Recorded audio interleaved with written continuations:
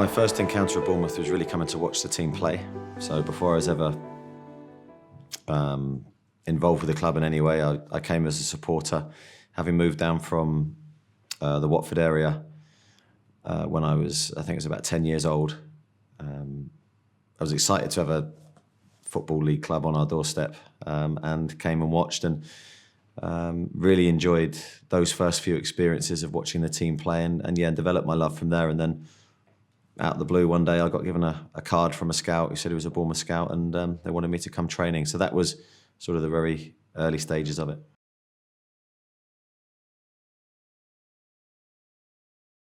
I mean, I was aware that the club were struggling financially and needed the income of transfers. I think that was always, at that time, part of what happened at Bournemouth. If a player did well, he was going to be sold pretty quickly because they needed the money. I wanted to progress my career and try and play as high as I could, as quickly as I could. I was very, very ambitious. So it was a really tough thing to do to leave Bournemouth. I came close many times earlier than that eventual move, but that was the one that seemed right at the time. I learnt a lot. Although I didn't really kick a ball for Portsmouth, I was watching a lot. I was analysing a lot from afar, and a team that got promoted to the Premier League, stayed in the Premier League, was all done in a really good way from Harry and his team. So that was a great experience. I think without the injuries, I would have stayed on the path of playing, and the injuries forced me to look at the game differently.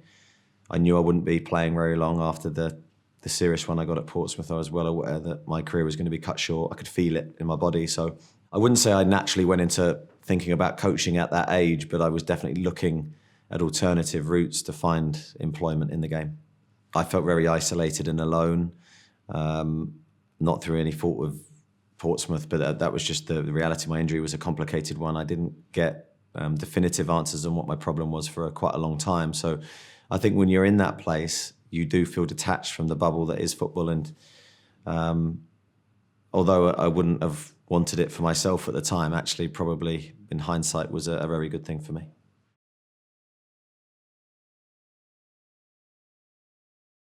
Feeling a bit embarrassed, to be honest, because I wasn't sure how I was going to perform when I came back, if I was going to be able to perform. There's a lot of unknowns for me. I hadn't played football for 2 years, and there was no underestimating the level. Although I was coming from a Premier League team to a League One team, I hadn't kicked a ball for such a long time. So there was a little bit of feeling that I hope I'm not going to let everyone down here.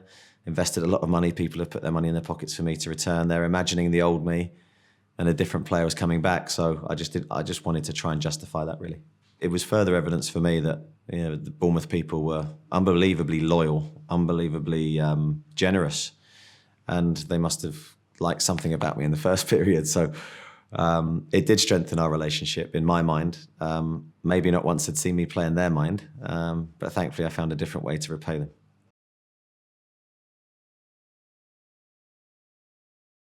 I needed an opportunity. I needed someone to see that I could have an impact on a coaching team, that I had ideas that were going to be of substance for someone. So I remember going to scout a game for him. He actually didn't ask me. He sort of asked the room at the time, and I was in there, and the club had no money for scouts. So he said, "Can someone go to this game?" I did. I did a report for him. I actually ended up playing in the game that I reported on, which was quite bizarre. But we won the game, and I think he valued that feedback that I'd given him. And I think that was the start where he thought maybe I could offer him something.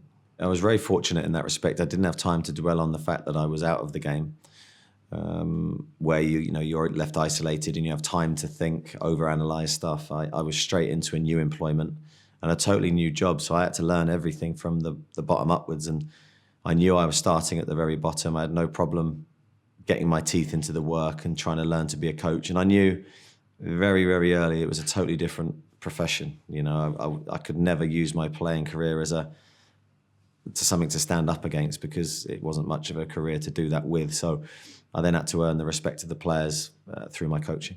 They were brilliant days because you're learning by doing, and that's what I was doing.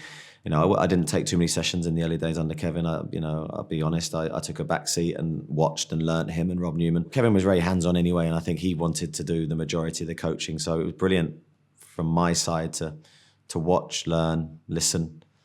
There was very, very valuable days for me. Although they're very early and I was building my opinions of what I wanted to do, I'm very thankful to Kevin and Rob.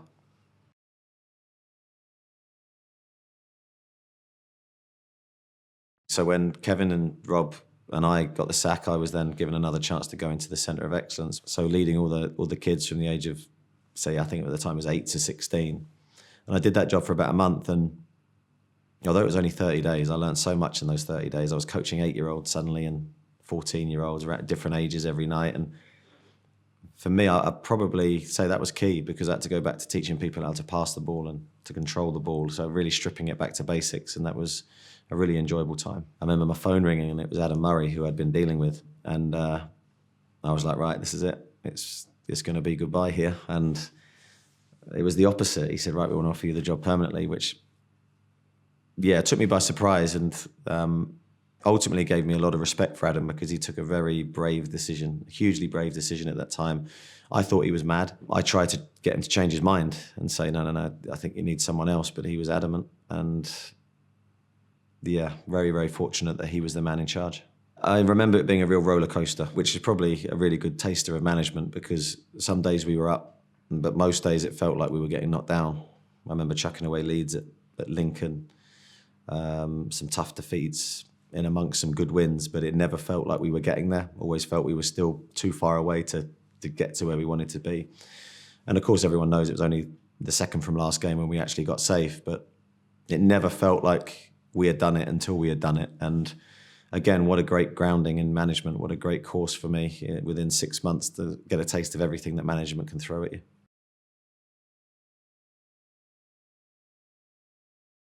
It seemed like we were getting chucked quite a few obstacles in our way. The transfer embargo was a tough one, because I felt we needed to strengthen, as most managers do. And I wasn't actually told how long the transfer embargo was going to be on for. So to start with, I think it was a week, then it was 2 weeks, then it was a month, and before you knew it was near enough the whole season. So I think that was, I've said many times in interviews, I think that was a turning point for me, because I then learned that I've just got to get the best out of what I have. I think it took me a month to sort of get my head round, this embargo is not coming off. And then once I knew that was where we were, I was able to concentrate with the players and go, right, let's maximise what we have. And again, probably a brilliant thing for me to happen so early in my management career, that getting the best out of the resources you have is the challenge really that we all face. You need good players, and I felt we had good players. But I think it was creating an environment where the players felt they were fighting for an objective and a goal. And I think we felt that running through us when we were staying up. We had a point to prove. We were sort of fighting against the authorities, the football world. That's how it felt at the time. We were fighting against the unfairness of our situation. And that brought a real togetherness and an inspirational group that led the club to safety. I think the next season was built on something slightly different, because I think the anger went, but then the team spirit remained. And then, of course, you're fighting for something positive, a promotion to the next level. And the basis of what we do now, I think, was all formed in that second year.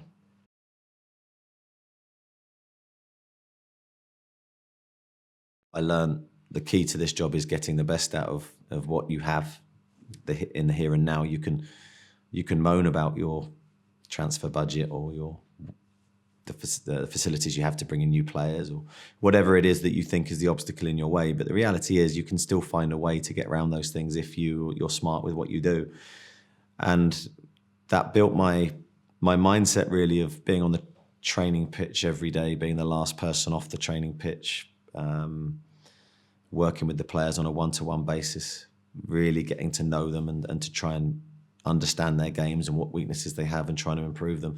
And it's never changed to this day. I'm still exactly the same. I think due to my playing career not being particularly successful, never winning anything, I always felt my career was short of the true success that I absolutely craved. So I think that in turn was a good thing for my mental side. I never took things for granted. I always maybe looked at things slightly pessimistically at the start, because I'd been used to sort of something going wrong on my playing career. So I sort of assumed that would be the same in my management career. And I think that fueled me to chase success on a sort of an obsessive level. I'm still here doing it now.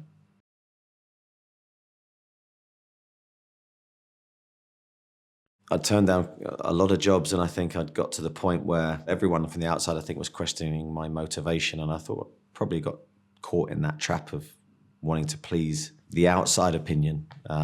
That's not to say that things had changed at Bournemouth a little bit. It became a little bit more difficult to manage certain things. So I think the timing was probably right on a whole different few levels. And I felt Burnley was, when you look at the location, far enough away for me to fully commit to the job. That was one of my worries, and everyone was saying, well, go to London because you can come back and it's not too far, you can keep your life here. And for me, that was never an option. I think I'd learned from management that I was going to be 24/7 and I needed to commit, needed to move my family to a new area. So Burnley attracted me on that side. And also the fact that there was a real challenge on there. You know, they'd fallen out of the Premier League. The brief was to try and get them back into the Premier League. An ambitious club, very stable club, really good people. And I think that was another real swaying point when I met the team there, the directors there. They seemed really, really good people. And I think they were the final thing that made me decide to go there. My family were settled off the pitch. I had no issues at all. As I said, the people there treated me superbly, no issues on that side. Results hadn't been exactly what I wanted, but I knew when I went there it wasn't going to be a quick turnaround. I knew that it would be a struggle. You know, I had to try and rebuild the team. Burnley were ready for that. That was my dream. That's why in part I was the one elected, because I was young and they wanted to build a younger team. So we did a lot of the work. We felt we were on the right track, but it never quite took off. We never got the consistent run of results we wanted. Ultimately, the reason why I decided to leave was because of the death of my mum, and that was the change that brought me back home.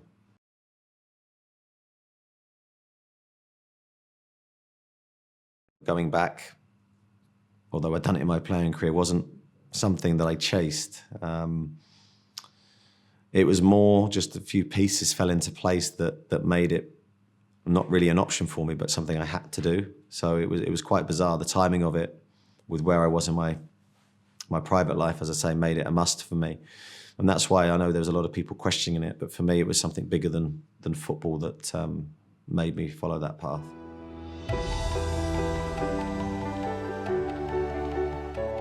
It felt brilliant. I mean, it felt amazing. It felt like I'd never been away. And again, you question your decisions, because when I stepped back into the club and there'd been such a huge welcome back, you know, real excitement, I was like, oh, Jesus, now I've actually got to produce again. It's like you come back and you get the welcome that I got, and then the pressure builds because you've actually got to back it up. And the first few games started so well, and then we built momentum. That felt a really good time. When we came back, we had, again, very good players. There wasn't much rebuilding for me to do. There was more a case of just layers on top of what we already had. So I think we were really struggling in League One when we came back, and we quickly saw a team that should have been a lot higher than that. Some really talented young players, and a very ambitious board behind the scenes that really wanted to kick the club on. So we just needed to get some confidence and momentum within the group, and we did that within the early games. And I think once the confidence came to the group, we played some very good football.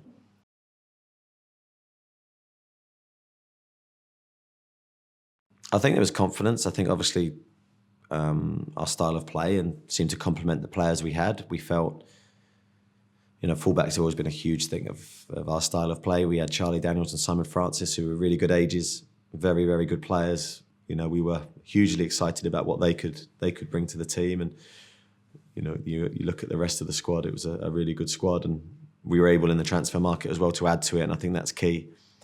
Adding Brett Pittman back to the club and the goals that he could bring. Now, we were very confident we could be successful with that team. I think with every step, I think we were being met with a resistance from the outside, not from the inside, that there was a limit to what we could do. And we sort of had to mentally bridge that with the players, because I think when we got to the Championship, I think we had, to check my memories right, but 2 really tough games at the start of the season. It didn't go well. A lot of questions were asked that club couldn't continue to go forward.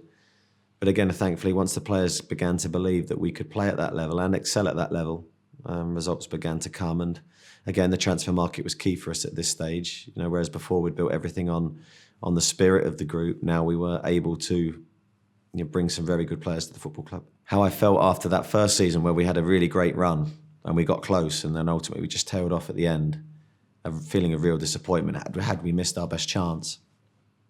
Thankfully, it didn't turn out that way. And actually, in hindsight, when you look back, that was a key year, because I think we wouldn't have been ready for the step at that stage.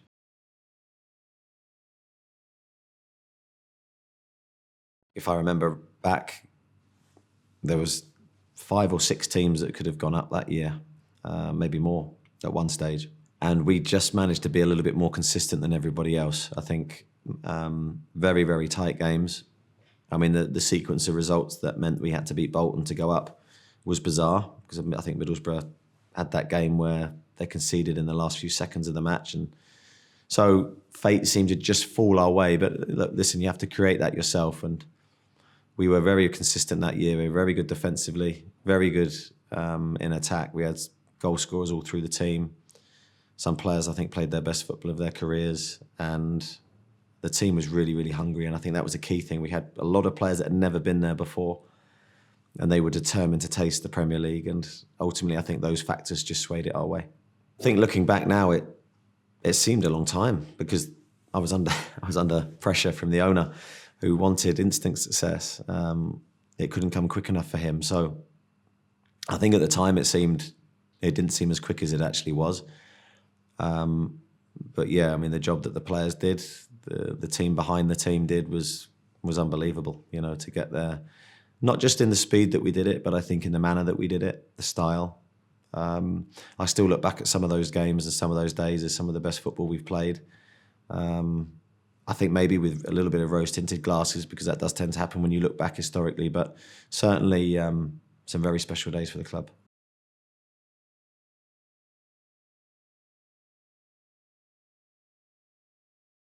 So when we got into the Premier League, you notice suddenly the media pressure, even the pressure from our own supporters, because they didn't want it to just be one season. They wanted to taste the Premier League for longer than that. So instantly, again, the pressure changes. But it was one that I think we felt, but we wanted to try and use it as a positive and as a motivator to stay there. We had spent some money in the transfer market. We felt we had a lot of players who had never played in the Premier League. We wanted to bring some in who had that experience. We weren't quite sure who was going to step up, who wasn't going to step up. So, yeah, I think we were quite brave in the transfer market, but that was instantly almost wiped out. Like the 3 injuries, I think, were within a week of each other. It was like a hammer blow for us. So all our pace of the team seemed to go in 1 week, and we were left, I think, with not with so much a weaker squad, but mentally, I think a lot of the players were looking around going, we've just lost 3 of our best players. What's going to happen now? And I think that there was a time when we needed to really be strong mentally, that we could handle ourselves at the level. I think the job has changed. I think that just the demands around the job increase. I think the job itself, the fundamentals of the job are the same. You've got to train the players well. You've got to have a good relationship with them. You've got to have a common goal. All those things don't change, but I just think the bits around it, demands on your time, the media exposure, and that's the same not just for me, but for the players. And you've got to get used to that demand.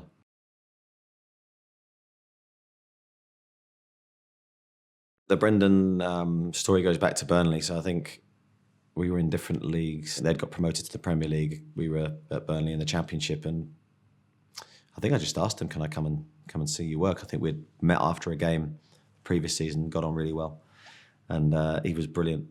He was absolutely superb with me. He invited me down, spent a couple of days with him, and he was very, very generous with his time, and we shared a few stories, and forever grateful for that, because you need people to help you along the way. It is a tough, lonely job at times, and Brendan was brilliant. I think I watched a couple of training sessions. It was more the time that he gave me after, actually. It was the personal time that he gave me, and he just seemed keen to help me, and it was sort of that, plus obviously a little bit of tactical discussion between us about how he does things and how they work and what their schedule is. All these things are very important, and he opened up to me and just told me what they do.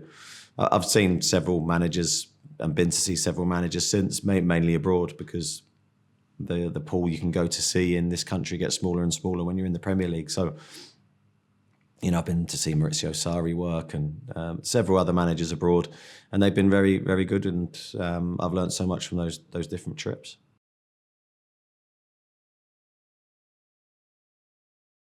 Naturally, I think when you go through a season at this level, there will be times when you don't win. I think that's where our style of play and the way we want to set the team up has been really important. I think we've always tried to be positive. We've always tried to attack, take the game to the opposition. We've never sacrificed our principles at any stage. I think those things count for you when you're under pressure, when you need a result. And I think then the goodwill of the crowd, I think, has been absolutely key. They've stuck with us and helped us, and eventually we've got there together. I've tended not to focus on things that I can't control. So when you're in those moments, I think you just have to go back to basics at times and the fundamentals that you rely on, and that's what we've tried to do. And then hope that that's good enough. I think when the players need confidence, they just want simplicity. But I've never tended to question what if this doesn't go well or what happens next. I just think you've got to let nature take its course and do the best job you can.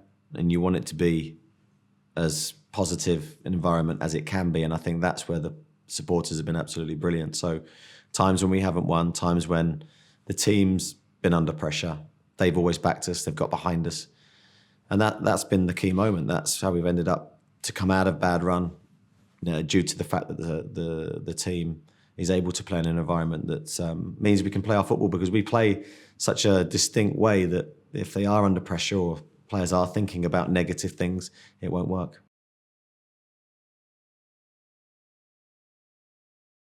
I think in modern day management, I think there is a real need, it seems, for change, for instant reactions, for overreactions, both ways, whether you're successful or unsuccessful. And I think it does make the job of a manager a lot harder now than it was even when I started. So I think there can be longevity in the job.